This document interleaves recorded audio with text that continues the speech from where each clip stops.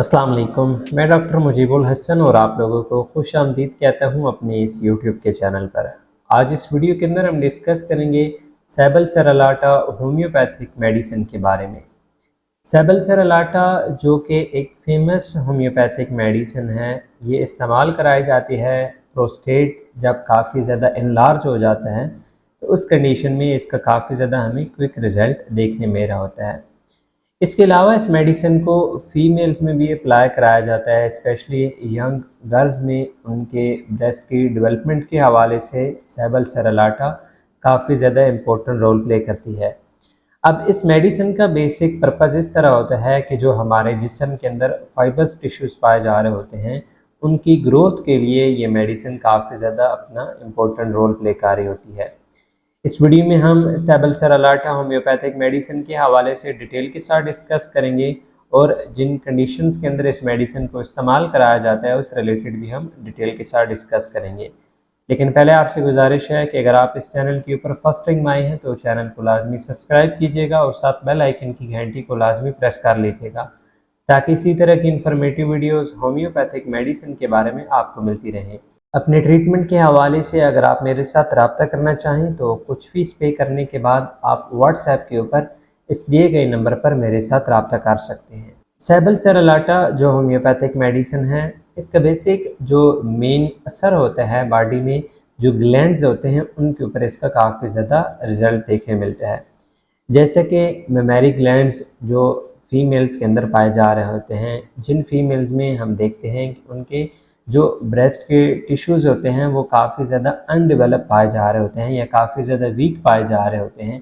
जिस बायस उनमें ग्रोथ काफ़ी ज़्यादा कम होती है। तो इस मेडिसिन को जब इस्तेमाल किया जाता है तो वो जो ग्रोथ नेचुरली काफ़ी ज़्यादा कम होती है वो नॉर्मलाइज हो जाती है और वहाँ पर हमें फाइबर्स टिश्यूज़ काफ़ी ज़्यादा तेज़ी के साथ ग्रोथ होते हुए मिलते हैं। अब इसके अलावा इस मेडिसिन को इस्तेमाल कराया जाता है बड़ी उम्र के अफराद में, जब प्रोस्टेट का ग्लैंड काफ़ी ज़्यादा बढ़ जाए, जिस बदौलत पेशेंट को यूरिन पास करने के अंदर काफ़ी ज़्यादा मुश्किलात का सामना करना पड़े। इस मेडिसिन का अब प्रोस्टेट की केस में इस तरह से काम होता है कि जब प्रोस्टेट का ग्लैंड काफ़ी ज़्यादा इनलार्ज हो जाता है, हद से ज़्यादा बढ़ जाता है,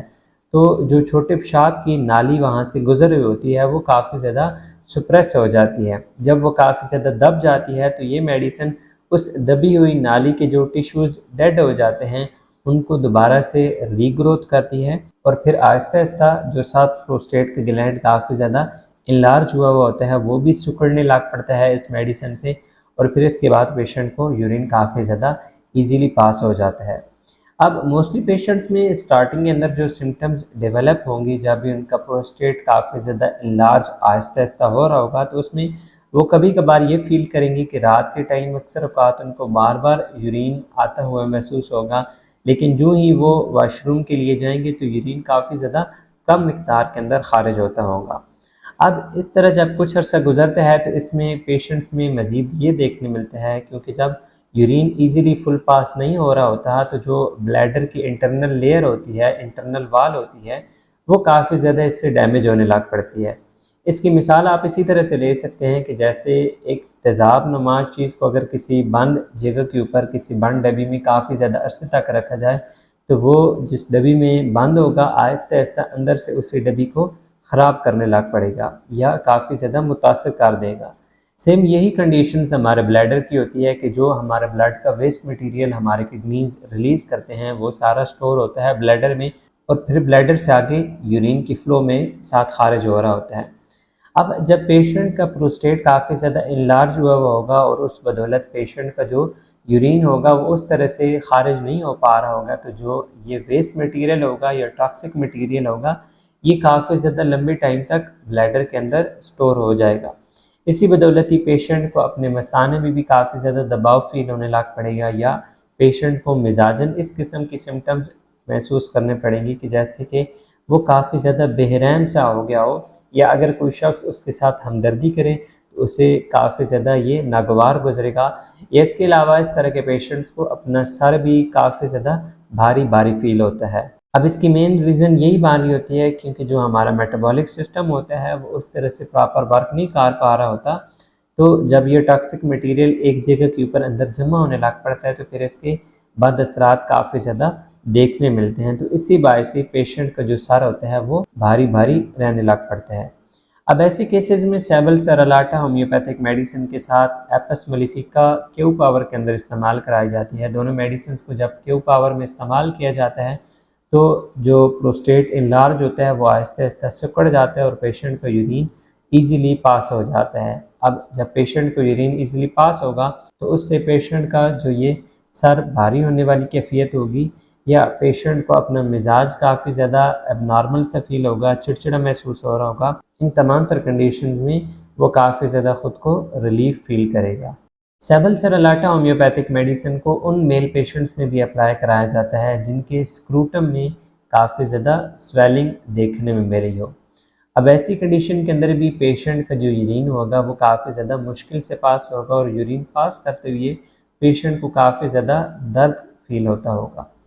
अब दाँत की जो ये कैफ़ियत होगी, ये चुभन वाली जो ये कैफ़ियत होगी, ये इन पेशेंट्स के अंदर कॉमन पाई जाती होगी और साथ दूसरी सिम्टम ये कॉमन होगी कि यूरिन काफ़ी ज़्यादा कम मिकदार के अंदर खारिज होगा। अब ऐसी कंडीशंस जब काफ़ी ज़्यादा लंबे अरसे तक पाई जा रही हों तो फिर कोशिश करें कि इन पेशेंट्स को खाने में खट्टी चीज़ें जिसमें दही, लस्सी, अचार ये चीज़ें मुकम्मल तौर पर बंद कराई जाएँ या इसके अलावा करारे चावल और गोश्त वगैरह भी इस्तेमाल नहीं कराने। ऐसे केसेस में नीम गर्म पानी ज़्यादा से ज़्यादा अप्लाई कराना चाहिए ताकि जो वर्म की कैफियत इंटरनली ये पाई जा रही होती है ये आहिस्ता आहिस्ता ठीक हो। क्योंकि अगर ठंडा पानी यहाँ पर अप्लाई कराया जाएगा तो जो ये वर्म की कैफियत डेवलप हो जाती है, चाहे वो स्क्रूटम के अंदर पाई जा रही हो, प्रोस्टेट के एरियाज़ के अंदर पाई जा रही हो या ब्लैडर के अंदर पाई जा रही हो, तो इसके अंदर काफ़ी ज़्यादा शिद्दत देखने में मिलेगी और उस बदौलत भी पेशेंट के दर्द में मज़ीद इजाफा ही होगा। तो इसलिए कोशिश करें कि नीम गर्म पानी और खट्टी चीज़ें जो हैं इनसे परहेज़ कराया जाए। इस मेडिसिन को इस्तेमाल करने के तरीक़ेकार ये है कि सैबल सरलाटा क्यू पावर में इसके 10 कतरे 1 गिलास पानी में डालकर 3 टाइम अप्लाई कराने होते हैं खाने से पहले। अब जैसे पहले मैंने ज़िक्र किया है कि अगर जिन पेशेंट्स का प्रोस्टेट जो ग्लैंड है वो काफ़ी ज़्यादा बढ़ गया हो, हद से ज़्यादा बढ़ा हुआ हो और साथ यूरिन मुकम्मल तौर पर बंद हुआ हुआ हो, तो ऐसी कंडीशन में फिर आप साथ एपस मेलिफिका क्यू पावर में इस्तेमाल करा सकते हैं या फिर बर्बरस वल्गैरस क्यू पावर के अंदर इस्तेमाल करा सकते हैं या तीसरी मेडिसिन एक्ज़ाइटम आप इस्तेमाल करा सकते हैं। जो ये मेडिसिन के नेम लिए हैं ये तमाम तर मेडिसिन अपनी क्यू पावर में ही इस्तेमाल करानी होगी। तरीक़ेकार सिंपल सा है, 10-10 कतरे इन मेडिसिन के होंगे, 1 गिलास पानी में डालकर आप अप्लाई कराएंगे तो जो पेशेंट की ये कंडीशन डेवलप हुई होगी ये काफ़ी ज़्यादा बेहतर हो जाएगी। अब इसमें तरीक़ेकार इस तरह होता है, सैबल सरलाटा, एक्ज़ाइटम, बर्बरस वल्गैरस, या तो ये 3 मेडिसिन अप्लाई कराई जाती हैं या इसमें सैबल सरलाटा और एपस मेलिफिका ये दोनों मेडिसिन अप्लाई कराई जा रही होती हैं। उम्मीद है आज की वीडियो आप लोगों को काफ़ी ज़्यादा पसंद आई होगी। कोई भी क्वेश्चन हुआ इस होम्योपैथिक मेडिसिन के हवाले से तो आप कमेंट्स के अंदर पूछ सकते हैं या अपने ट्रीटमेंट के हवाले से अगर आप मेरे साथ रब्ता करना चाहें तो कुछ फ़ीस पे करने के बाद आप व्हाट्सएप के ऊपर दिए गए नंबर पर मेरे साथ रब्ता कर सकते हैं। मिलते हैं फिर नेक्स्ट वीडियो में, तब तक के लिए फ़ी अमान अल्लाह।